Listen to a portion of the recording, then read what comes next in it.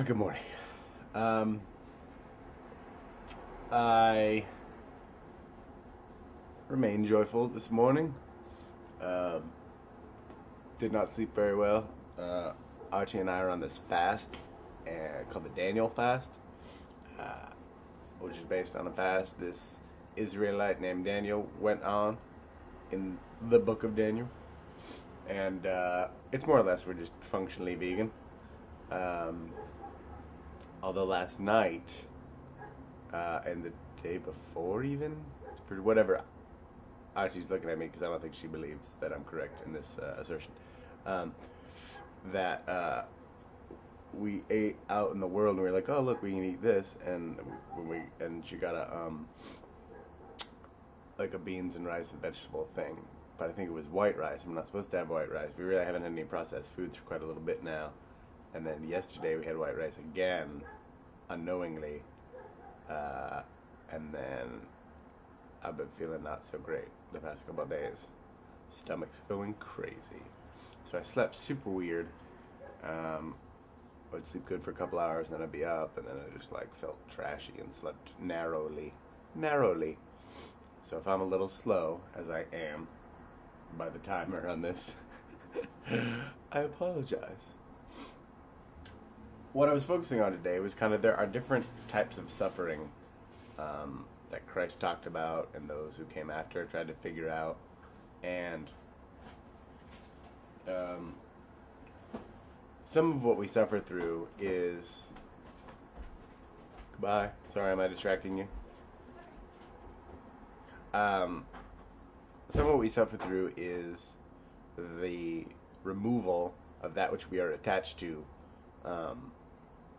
that we might better serve God. There are many things, many aspects of, to steal a Buddhist phrase, of samsara, that are indeed truly useless to us.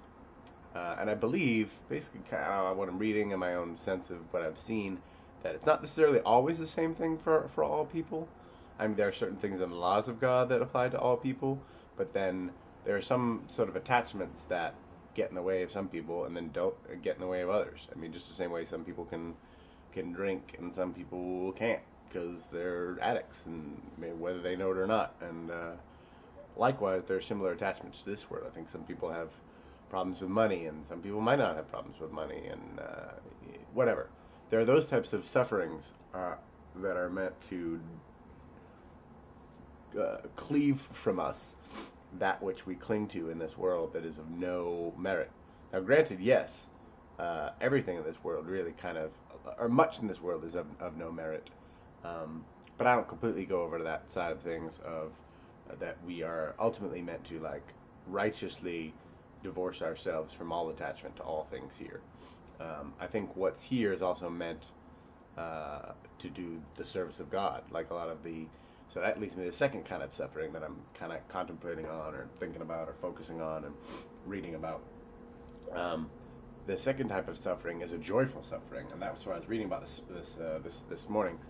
Paul wrote to one of the early churches, "I now rejoice in my sufferings for you, and fill up in my flesh what is lacking in the afflictions of Christ for the sake of his body, which is the church, of which I became a minister according to the stewardship from God, which was given to me for you to fulfill the word of God, the mystery which was hidden from ages and from generations, but now has been revealed to his saints." And then, "To this end I also labor, striving according to his working, which works in me mightily." So he kind of is talking about the second kind of suffering, which isn't to be avoided and isn't necessarily to winnow away that which is of this temporal world and of no use to us. I believe some of the sufferings of this world we're meant to go have and take part in and leap right into the fire, so to speak. And then that we're given certain attachments to people on this earth as callings, as callings to love them, to help them, to guide them, to speak truth to them, to learn from them, everything. And so this sort of second suffering is more the suffering of okay, once God has winnowed away what he needs to winnow away, and often in ways that we don't like, he can transform us to a useful person to God. We're always useful. He can use anybody at any time, at any moment, and has. But there are certain elements of just maybe I would just even say a typical walk, or at least the way my walk is shaping up, and I'm reading about other people's walks have shaped up, is that the second type of suffering to enter into is suffering for him. And this is kind of an interesting, like, bring me back to the beginning when I first started doing this, like, and talking about suffering and why, conjoining with what I was talking about this past week, which is, again, that, like, lay your own burdens down, lay your own attachments down, and cling to those attachments which Christ has given you. Now, knowing which is which, very hard. A lot of that is just almost basically being willing to give up everything, all of it. And he'll show you. I mean, he'll show you, and the fruits of those things which you are attached to will show you. So that's what I'm trying to let him figure out for me, and I'm trying to just let go as much as possible, and let go multiple times of things I'm unsure about, and and then picking them back up, and I'm like, oh, okay, maybe this wasn't the one. Maybe it will be the one later. I guess because I'm eager to have my sufferings mean more. If my sufferings mean more for people, for other people, for the human race, be less about my own selfishness and my own, need for understanding or attachment or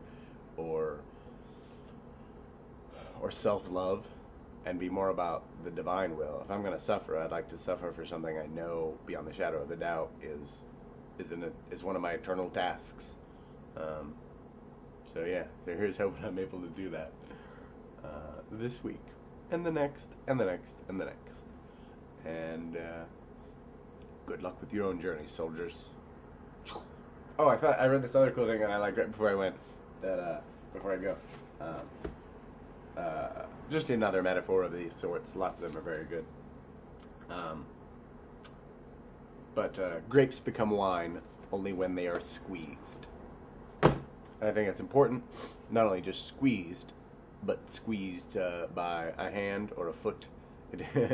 But they need to be squeezed. He squeezes them. He squeezes us grapes in his vineyard when we're ripe. And so I look to be ripe so that I can be squeezed, so that I can be wine, and I can be his poured out wine for others. Not even for myself. I just want to be a vessel. I would be cheerful to be a servant and a vessel. Brendan McNamara, vessel.